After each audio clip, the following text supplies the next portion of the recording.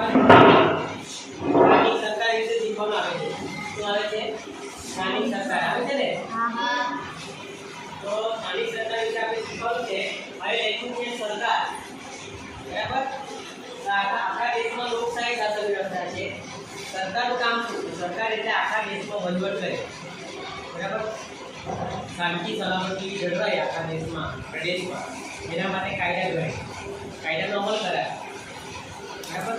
પછી પ્રજાના સુખ અને કલ્યાણ માટે કામગીરી કરે, એને કહેવાય સરકાર। આપણા દેશમાં લોકશાહી સરકાર સમજાણો છો, બરાબર ને? એટલે ચૂંટાયેલી સરકાર છે, દર 5 વર્ષે ચૂંટણી થાય, બરાબર ને? ચૂંટણી આવી ગઈ તો એને કહેવાય સરકાર। તો આખા દેશમાં જોજો, આખા દેશમાં જે શાસન કરે ને એને કેન્દ્ર સરકાર કહેવાય। શું કહેવાય? કેન્દ્ર સરકાર। અંગ્રેજીમાં સેન્ટ્રલ ગવર્નમેન્ટ કહેવાય, કેન્દ્ર સરકાર। અને પાછા જુદા જુદા આપણા રાજ્યો પણ છે, બરાબર ને?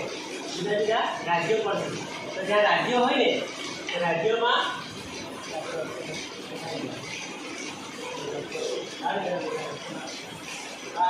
ભારતનો લોકતંત્ર આખા દેશમાં કેન્દ્ર સરકાર શાસન કરશે।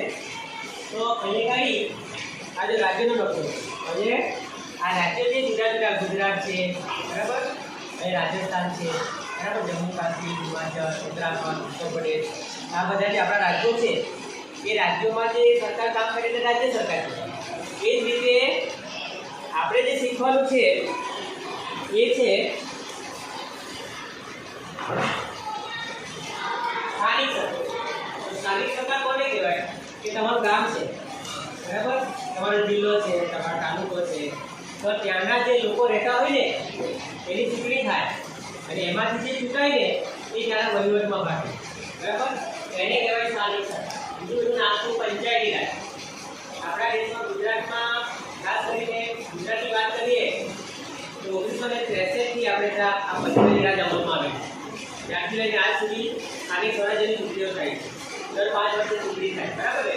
વસ્તીના ધોરણે વિભાગો પાડવામાં આવે, ત્યાં ઉમેદવાર ઊભા રહે, પછી આપણે એને ચૂંટી કાઢીએ, પછી એમાંથી પ્રમુખ ઉપપ્રમુખની વરણી થાય, અને એમાં પાછો વહીવટ કરવા માટે ગામમાં, તાલુકામાં, જિલ્લામાં સરકાર અધિકારી છે, બરાબર? આ રીતે વહીવટ થાય। તો અહીંયા આપણે જે શીખવાનું છે તે સ્થાનિક સરકાર। સ્થાનિક એટલે સ્થાનિક કક્ષાએ, સ્થાનિક વિસ્તારમાં જે લોકો રહે છે એ લોકો જ ત્યાંના વહીવટમાં ભાગ લે, બરાબર? એને કહેવાય સ્થાનિક સ્વરાજ્ય। પોતાના પ્રદેશમાં પોતાનું રાજ, સ્વરાજ એટલે પોતાનું, બરાબર ને? આપણે સ્થાનિક સ્વરાજ્યની સંસ્થાઓ જે છે એના પાછા 2 પ્રકાર છે। પહેલું પ્રકાર છે ગ્રામીણ પ્રશાસન, એટલે કે ગ્રામીણ કક્ષાએ જે ગામડાઓ જે છે ભારત ગામડાઓમાં વધે છે, બરાબર ને? તો ગામડાઓમાં વહીવટ કરવા માટે સૌથી નાનો એકમ છે ગામ, બરાબર? રાજા રજવાડાના સમયમાં પણ આ ગામ એકમ હતો, બરાબર? અને બધા ગામ ભેગા મળીને બને તાલુકો, અને બધા તાલુકા ભેગા મળીને બને જિલ્લો, બરાબર? એટલું યાદ રાખવાનું। ગામ ઘણા બધા ગામડા ભેગા મળીને તાલુકો બને, હવે તમારું લોલવાડ ગામ છે, બરાબર? પછી આગળ છે આપણે જઈએ તો વાંકલા છે, પાટી છે, બરાબર ને? આ બધા ગામ મળીને કયો તાલુકો બન્યો? ડોલવડ, બરાબર? એ ડોલવડ, વ્યારા, સંગર, ઉછર, નીજર, ઉમરકુંડા, બરાબર ને? માલોડ, આ બધા ભેગા મળીને જિલ્લો બન્યો તાપી, ખ્યાલ આવ્યો ને? આ રીતે એની રચના થતી હોય છે। એટલે અહીંયા ગામ, તાલુકો અને જિલ્લો, બરાબર?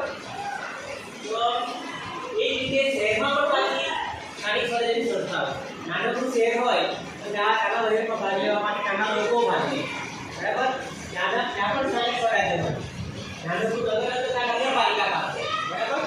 અને સૌથી વધારે વસ્તીવાળું હોય તો મહાનગરપાલિકા, જેમ કે સુરત શહેર છે મહાનગરપાલિકા, વડોદરા મહાનગરપાલિકા, અમદાવાદ મહાનગરપાલિકા, ગાંધીનગર મહાનગરપાલિકા, રાજકોટ મહાનગરપાલિકા, ભાવનગર મહાનગરપાલિકા। હવે જો નવસારી જિલ્લાને પણ એને તો મહાનગરપાલિકા બનાવવામાં આવે, એ રીતે વાપી, બરાબર? આવી મહાનગરપાલિકાઓ બનાવવામાં આવે પણ હાલમાં તો પહેલા આપણે આ કહેતા હતા કે મહાનગરપાલિકા 809 વધી ગઈ, હમણાં આ મહિનામાં નવી રચના કરવામાં આવી, બરાબર? એ નાના શહેર હતા એને મહાનગરમાં મંજૂરી આપી, તો નગરપાલિકા અને મહાનગરપાલિકા, બરાબર? આપણે આજે જે શીખવાના છે એ છે ખાસ કરીને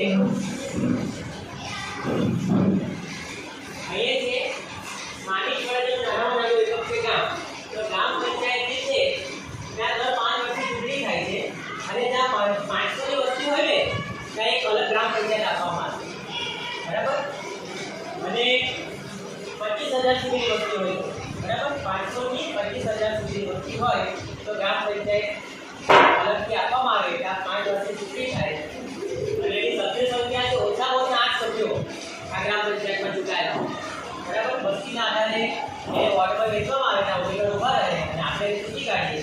આપણે એટલે જે 18 વર્ષ કે તેથી વધુ ઉંમરના છે તે મતદાર, બરાબર, ગામના. અને એ રીતે વધુમાં વધુ સભ્ય સંખ્યા કેટલી હોય? 16 હોય. આમાં પાછી મહિલાઓ માટે અનામત રાખવામાં આવે, બરાબર. તો આ જે ગ્રામ પંચાયત, હવે ગ્રામ પંચાયતમાંથી ચૂંટાયેલા વડા હોય એને સરપંચ કહેવામાં આવે, બરાબર. એ લોકો ઠરાવો કરે બીજી કામગીરી છે, ગામના રસ્તા બનાવવા, લાઈટો મુકાવવી, બરાબર, વેરા ઉઘરાવવા, આ બધી કામગીરી એ લોકો કરે, બરાબર. પછી આખા વર્ષનું ગામનું ખર્ચ અને આવકનો હિસાબ તૈયાર કરે, એના દફતર નિભાવે, ચોપડાઓ નિભાવે, લખવાનું કામ અને નિભાવવાનું કામ, અને આખા વર્ષનું ખર્ચનું અને આવકનું જે અંદાજપત્ર છે તૈયાર કોણ કરે? બજેટ કહેવાય અંગ્રેજી. એ કોણ કરે? તલાટી કમ મંત્રી. તલાટી કમ મંત્રી નિમણૂક કોણ કરે? રાજ્ય સરકાર કરે. કોણ કરે? રાજ્ય સરકાર, બરાબર ને? તો આ રાજ્ય સરકારની નિમણૂક કરે, પગાર રાખે, અને આ ચૂંટાયેલા છે કોણ? બીજા સરપંચ, બરાબર. આ બંને જણા ભેગા મળીને કામગીરી કરે. ચાલુ છે કામ. એટલે આજે સરપંચ તો એ લોકોની આવકના માટે સાધનો છે. આવકના સાધનો કયા? તો તમારા ગામમાં દુકાનો હોય તો દુકાન વેરો ઉઘરાવે, તમારી પાસે ઘર વેરો ઉઘરાવે, બરાબર ને? બરાબર. પછી તમારી પાસે પાણી વેરો ઉઘરાવે, લાઈટ વેરો ઉઘરાવે, બરાબર. તો આ બધી સુવિધા પણ ઊભી કરે. એટલે આ જેના આવકના સાધનો છે. સાથે સાથે એને તાલુકા પંચાયત છે એનાથી ઉપર તો એને ગ્રાન્ટ આપે, રાજ્ય સરકાર ગ્રાન્ટ આપે, ખ્યાલ આવ્યો? તેમાંથી પણ એના ખર્ચ જે છે એનો નિભાવ થાય. તો આપણે માની લઈએ કે ગ્રામ પંચાયત હવે બધા કામ નિભાવ કરીને ચાલુ કરે, બરાબર. તો તાલુકા પંચાયત જે છે એની સભ્ય સંખ્યા સ્વાભાવિક છે કે વસ્તી વધારવાની વધારે હોવાની, અને ઓછામાં ઓછી 16 અને વધુમાં વધુ 32 સભ્ય સંખ્યા હોય.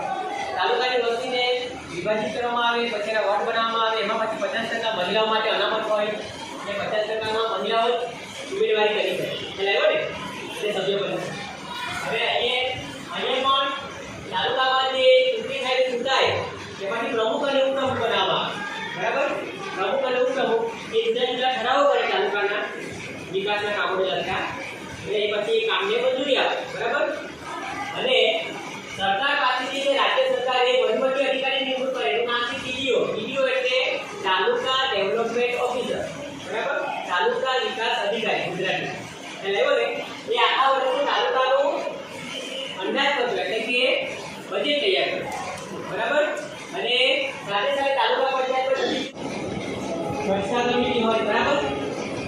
પછી ગામના રસ્તા બનાવવા, ગામડાઓના રસ્તા બનાવવા, ગામડાઓના અલગ મીટિંગ તાલુકાના જુદા જુદા ગામ સાથે જોડવા ને રસ્તા બનાવી દે, બરાબર. પછી પાણીની સુવિધા, શિક્ષણની સુવિધા, સ્વચ્છતા જાળવવી, દવાખાના, આ બધી સુવિધાનું ધ્યાન રાખે. એની પાસેથી આવક છે, દુકાન વેરો છે, પાણી વેરો છે, બરાબર. આ બધા વેરાઓ ઉઘરાવે છે. આવે છે. તો અહીંયા આવે છે તાલુકા પંચાયત. એની સભ્ય સંખ્યા છે 34 અને વહીવટી અધિકારી છે ડીડીઓ, તાલુકા ડેવલપમેન્ટ ઓફિસ. ત્યાર પછી બીજો ભાગ છે એ જિલ્લા પંચાયત. તો બધા તાલુકા ભેગા મળીને શું બને છે? જિલ્લા પંચાયત. હવે જિલ્લા પંચાયતની સભ્ય સંખ્યા કેટલી છે? તો 32 થી 52. એટલે ઓછામાં ઓછા કેટલા 32 સભ્યો મળે અને વધુમાં વધુ 52. એમાં પણ મહિલાઓ માટે 50% અનામત છે, બરાબર. એમાંથી પણ જે ચૂંટણી થાય છે ને એમાં પ્રમુખ અને ઉપપ્રમુખ, બરાબર, એની ચૂંટણી કરવામાં આવે અને ચૂંટાયેલા માટેની પસંદગી કરવામાં આવે. બાકીના જે સભ્યો છે જુદી જુદી સમિતિમાં વહેંચાયેલા હોય, બરાબર. જુદી જુદી વહીવટી સમિતિઓ હોય એમાં એ કામ કરે. હવે એના માટે પણ જો એ તાલુકા પંચાયતને રાજ્ય સરકારે પૈસા આપે પાછી વગેરે અવકાશ ખર્ચ કરવા માટે, અને અહીંયા જિલ્લા પંચાયત જે છે એને પણ રાજ્ય સરકાર આપે. પાછી જિલ્લા પંચાયત પાછી તાલુકા પંચાયત ગ્રામ પંચાયતની અમુક ગ્રાન્ટ પાડે વિકાસના કામો કરવા, બરાબર. એટલે આ જિલ્લા પંચાયત તાલુકાની દેખરેખ રાખે, વહીવટની સાથે સાથે ગામડાઓની દેખરેખ રાખે, ખ્યાલ આવે છે. તો અહીંયા જિલ્લા પંચાયતમાં પ્રમુખ અને ઉપપ્રમુખ ચૂંટાયેલા હોય અને વહીવટી અધિકારી છે એનું નામ છે ડીડીઓ, એ રાજ્ય સરકાર નિમણૂક કરે. એ રીતે તાલુકા ડેવલપમેન્ટ ઓફિસર એટલે કે તાલુકા વિકાસ અધિકારી હતા, તો અહીંયા છે જિલ્લા વિકાસ અધિકારી, અંગ્રેજીમાં ડિસ્ટ્રિક્ટ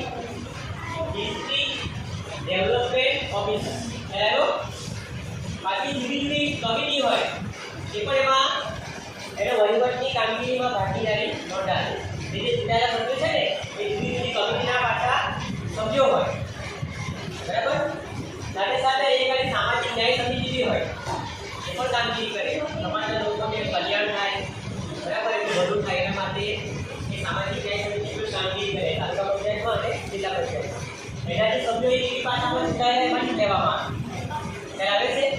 આ રીતે આ ગ્રામ પંચાયત, તાલુકા પંચાયત અને જિલ્લા પંચાયત એના અધિકારી કયો હોય? પંચાયત પૂછવામાં આવે કે ગ્રામ પંચાયતના વહીવટી અધિકારી કયા?